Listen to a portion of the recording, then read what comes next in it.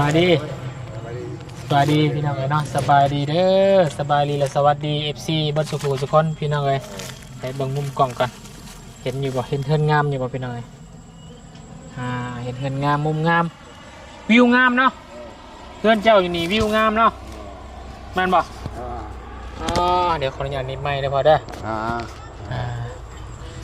กะน้ามานี่พี่น้องกันเนาะทางวนกะมาก่อนอื่นเนาะแสดงความยินดีนำเด้อโดยทางเบาจันผลมาแจ้งข่าวดีบ่โดยแจ้งแล้วมียอดเท่าไรก็คือว่าถ้าว่า26 ล้านอ่ะ28 ล้านเนาะสบายโอเคเนาะคือว่ามีงบแล้ว28 ล้านคือว่าโอ้น่าจะเกือบได้ไม่แต่ได้พี่น้องเนาะโดยช่วงใหม่น่าจะได้แล้วโอ้แสดงความยินดีนั้นเป็นหลายเด้อเนาะทางน้องล่างเฮาพี่น้องเนาะก็ถือว่ารวดเร็วหรือว่ามาไวอยู่นะความหมายของวุฒิในการได้คิดว่าก็เป็นบุญวาสนาของน้องเพิ่นเนาะโดยมันก็ขึ้นกับบุญวาสนาโดยตรงเลยนะตัวนี้โอ้บัดนั้นแหละพ่อเขาดีบอกในใจนั่นแหละจักแค่ว่าอะไรโดยคิดคอมเมนต์ทั้งแม่ทั้งลูกคือนี่เข้ามาทายตลอดโดยแต่ว่าบุญเรายังบ่ฮอดเด้โดยเนาะตะกี้ก็ทายเพื่อนน้องทิ้งน้องยังเพื่อนตะกี้เนาะสมัยมาหาน้องงามมาส่งน้องงามส่วนน้องงามป่วยกันเรายังนิดหน่อยนึงยังน้อยกลัวยังย่องคนนิดหน่อยเนาะวันนี้เราเป็นสาวแหละพี่น้องบุญฮอดจอดถึงเราแหละเนาะทิ้งทางดาวิยากับทางลุงจันกับเรามาซอยเหลือนอนในหมู่บ้านนี่เกือบทุกหลังคาแน่นบ่ทุกหลังคาเพื่อนเลยบ่เห็ดห้องน้ำโดยแม่ละเห็ดห้องน้ำเห็ดยังเนี่ยเห็ดน้องปลาเนี่ยเห็ดน้องปลาเนี่ยเห็ดเกษตรเห็ดบอยเห็ดเกษตรเห็ดชีวิตพอเพียงเนาะโดยน้องปลาบ่อปลาห้องน้ำมันทุกหลังคาเฮือนเลยบ่ทุกหลังคาเฮือนเลยแล้วก็แบบเดียวกันเบิดเลยเนาะโดยเอาก็สักดีหมกดีใจหมดนี่แหละโดยพอแล้วก็ทางน้องนะทางป่าจันนะหมดโมทุกคนนั่นแหละได้เอาละพ่อก็ผมไม่ได้คิดเลยว่าลูกชายตัวนี้ก็ยังกับป่าจันนั่นแหละทางแม่วันสุริเพชรทางแม่วันทางแม่วันสุริเพชรห้องน้ำแม่นบ่เหรอห้องน้ำแม่นบ่ห้องแม่วันบ่จังหวะอะไรบ่เฮ็ดให้เจ้าไผเฮ็ดให้เจ้าจักบ่ถ้าแม่วันนั่นแหละเอากันยังไม่จื้อเลยเราบอกแล้วส่วนล่างเป็นแม่วันอะไรพี่น้องแม่วันเพิ่นที่ชื่อว่าสิตั้งหมู่บ้านนี่ก็ได้หมู่บ้านแม่วันเบาจันพวกเพิ่นช่วยมาตลอดทั้งแม่วันเนาะหมู่บ้านแม่วันเบาจันเนาะหมู่บ้านแม่วันเบาจันมาว่าหมู่บ้านแม่วันสุรเพชรต่อมาเบาจันสะพานบุญเนาะนั่นเนาะเพราะว่าตั้งแต่มองขึ้นน้องหัวยองบ่ได้พี่น้องต่อมากับน้องงามเนาะแล้วก็มาเบิดทุกหลังคาเฮือนเลยเนาะเฮ็ดป้ายใช่ได้พอเด้อเฮ็ดป้ายใช่เลยเฮ็ดป้ายใช่ได้เขียนป้ายใช่เขียนชื่อเราใส่ป้ายเขียนชื่อกับพ่อบ่เห็นปัดลูกมาตอนหน้านี่เอาสิเขียนตัวเขียนให้ล่ะให้บ่าวจันเขียนให้ก็ได้ป้ายทึกว่าบ้านของบ่าวจันแล้วน่ะโอ้นั่นแล้วน่ะมาช่วยมาเลยนั่นแหละวันของเราไปสิแบบของเพิ่นเนี่ยทึกให้ลูกเฮ็ดให้ถังเบาจันแน่ไปเช่นเฮ็ดเครื่องเราหมดซอยเลยคือว่าว่าหยอกว่าหัวนุ่งว่ามวนกันดอกคือน้ำเป็นยังหมู่บ้านนี่ก็ซ้ำทั้งหมู่บ้านเลยเนาะทั้งแม่วันซอยแล้วก็ทั้งลูกยันเป็นฟานบนไห้แต่ดีอกดีใจน้ำเห็นแล้วก็โอ้ยเนาะตะกี้ก็โมเมนต์นี่แหละมาบัดนี้เจริญละบัดนี้พี่น้องเนาะหลังบ้านกับไม้บัดนี้พี่น้องเห็นดำบ้านน้องลังเนี่ยเนาะถ้าว่าเพื่อนน่ะสิปุ๊กอยู่นี่ป่ะโดยแหละปุ๊กที่นี่แหละเนาะสิมั่งได้เหรอเนี่ยคันมาครบแป้นสิมั่งแล้วคันมาแป้นนะคันนายช่างมาเลยครับป้ามุกเอามั่งแล้วลูกชาย2 คนพากันสิมั่งเมื่อใด มื้อใดมันมาไม่มาแล้วมามันครบ ทางบ่จันบอกทีนึงเนาะ เว้าได้น่ะมาจันว่าไม่มาแล้วก็ครบแล้วมันนี่ใครสิตั้งนะหามามื้อนึงแล้วมากันแล้ว เฮกระตูบปุกตูบอยู่ได้บ่นี่เนาะ ปกตุกอยู่ทางนั้นครับ นอนเฮือนน้องน้ำแน่เนาะนอนเฮือนน้องงามนั้นเฮือนน้องทิ้งหันใครจะดอกมีเฮือนลูกอยู่เครื่องคล้องกันง่ายขึ้นเฮือนลูกก่อน นั่นก็ทักมานอน กระทั่งมานอนหัน เราไม่มานอนเนี่ยนอนท่าน นอนหันก้อนก็ซ้ำเฮือนแล้ว โดย ให้ดอกนี่ดอกเนาะกะวิวงามเฮือนงามนี่ป้านี่เนาะหันหน้านอกทางเนาะทำสิเบิ้งรถกลับไปไกลมาในเฮือนน้องย่องอะไรก็โอ้ยเขาไปกันเลี้ยวบ้าเลี้ยวเฮือนนี่แหละ งามบ่ เขาเห็นแต่เลี้ยวเนี่ยเลี้ยววัดป่าเฮือนเขาช่วยเฮือนก็ช่วยก็ว่าอย่าไปเลี้ยวร้ายจะได้ลมรถเขาเนี่ยมันแต่คันแล้วเฮือนเฮานี่ไผก็เบิ่งไผเบิ่งงั้นบ่นี่ แม่นแล้ว ขี่รถจักรกับเบิ่งจนนี่เข้าไปเว้ยแนมมันนี่กันคำบ่งามเขาว่าโอ้ยนี่เฮือนก็ช่วยนี่เฮือนก็ช่วยนั่นนะช่วยไปย่างมาหาทางลูกจะไปแสดงความยินดีบัดครอบครัวแล้วมันพี่น้อยเนาะดีใจทางห้องก็ดีใจหลายที่มี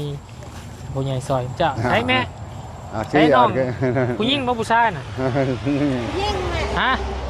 สิบ้าผู้หญิงบ่โดน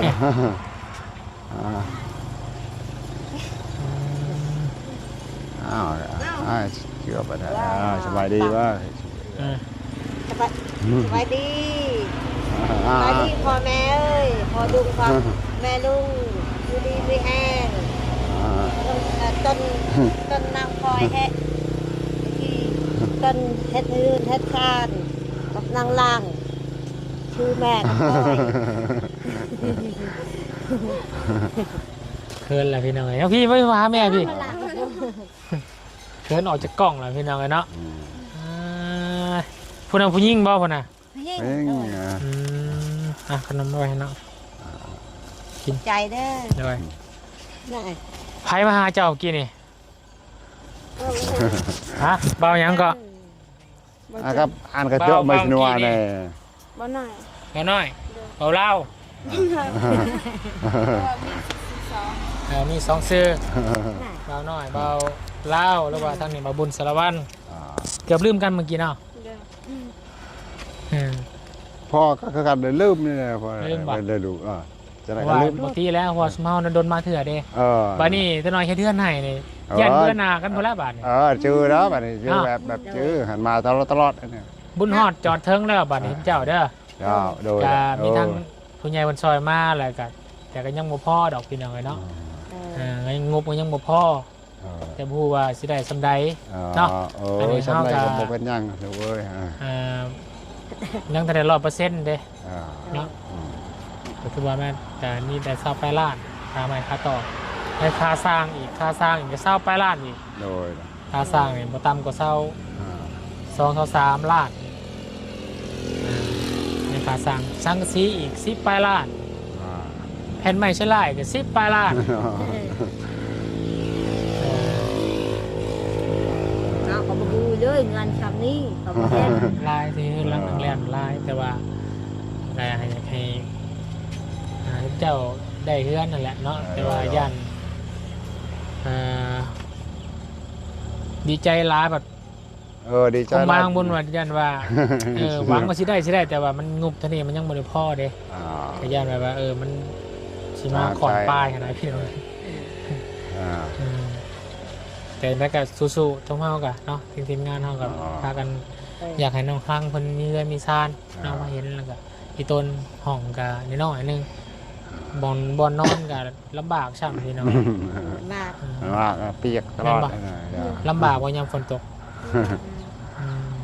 แม่น่ะยังลำบากมีขนมเปียกเพื่อนนี่จะต้องจักเสาเนาะตามลูกและตามใจลูกเก้าเสานี่เขาเรียกว่าตามมาจันนะเราให้ทำได้ก็อยู่ทำนั่นให้ได้พอเขาว่าตามใจดูสำนันเนาะ แต่เขาว่ามันไข้กว่านี้เนาะ โอ้ ข้าวกว่าตัวเก่าเนาะเนาะบ่ได้ผู้บ่าวนี่กายทางมาพอดีเพิ่นแนมเพื่อนเนี่ยเนาะนี่ผู้บ่าวเนี่ยเบิ่งถึงงัวงาม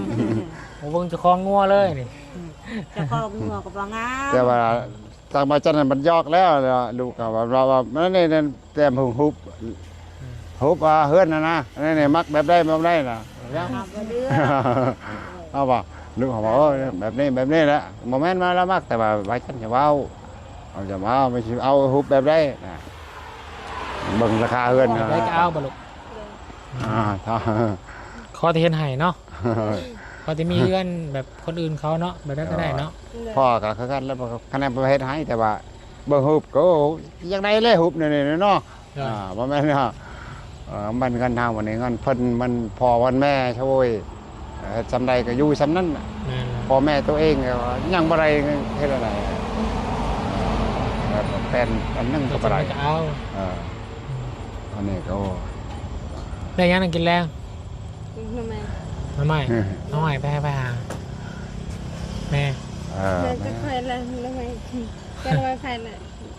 ไม่เฮาประหารละไมมันกระตกแรกขายชาวพันเลยยังทงนึงเจอตอนนั้นวัน มันรถเมื่อนะ มันนอดเมื่อแล้ว เนี่ยเมื่อแล้ว ลมปองแล้วก็เมื่อเลย โดย ลูกก็ใช้เมื่อเบิดเมื่อเลย ยังหมดเมื่อเขาน่ะ มือ มี เมื่อ แต่ทางเบาจันเมื่อ นั่น ลูกเมื่อกะหาเฮา บอกว่าได้แล้วทำไมทงนึงนั่นนะครับมาหาแล้ว ประหารละไม ตอนลูกเมียอยู่ มีแต่ นะ ให้ทางมีแต่ฝากทางเบาจันก่อนก็ได้ นั่นน่ะเราไปจันเมื่อมาอื่นเมื่อเรามามืดจักมือ ฝากคนเด้อ มื้นอะไรมือ แน่นมือตอนเช้าก็ไปหาตอนเช้าตอนแรงเอาเมื่อ หาตอนเช้าใครจะมาหาตอนแรก เฮายังหมดเมื่อเฮานะยังอยู่ก่อน พาอันจะใบตามมือแต่บนโต๊ะที่วีดูที่เขาใบจับ น่าพาไป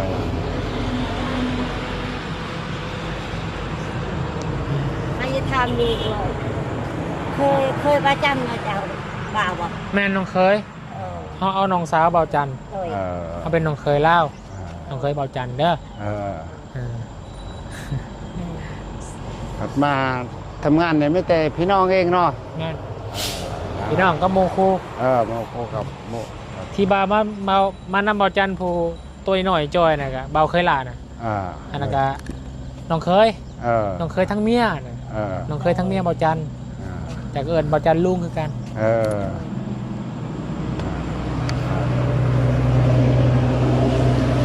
นะจะไหนกะ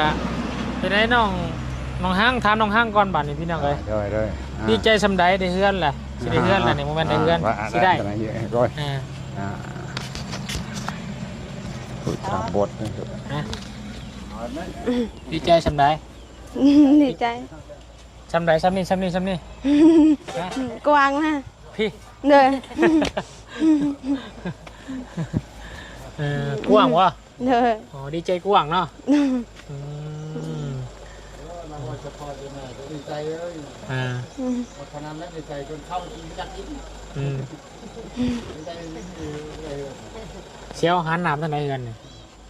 หันหนาไปทางไหนกัน มันนามาทั้งพี่ก็ได้ทั้งเงินแบบบ้านหลังเก่านี่ก็ได้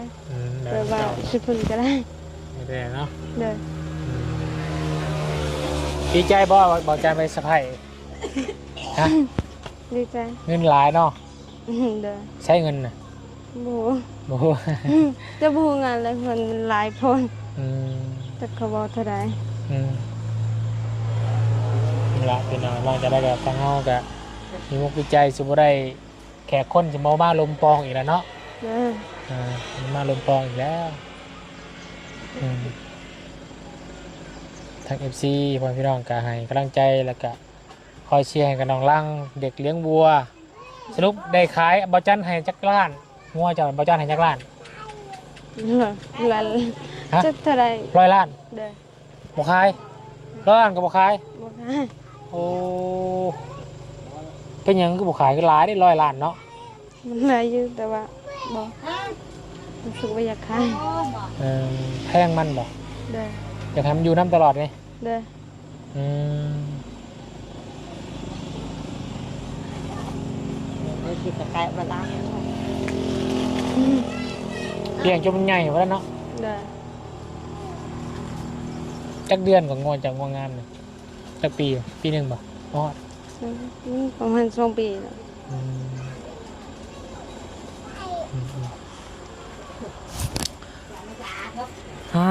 เอาใส่โอเคพี่น้องก็จะได้ก็ดีใจนั่นน้องร่างหลายๆนะบุญสีไปเรียนทั้งอื่นก่อนเด้อ เด้อ นะสุๆห้ามน้ำในจะได้พักผ่อนเด้อ เด้อ จะได้ก็เป็นกำลังใจให้ดีใจนั่นเป็นหลายเนาะ เด้อ สบายดีปะลุงเร็ว สบายดีเด้อ มาเอาไม้นะบ้ามา กัน ฮะ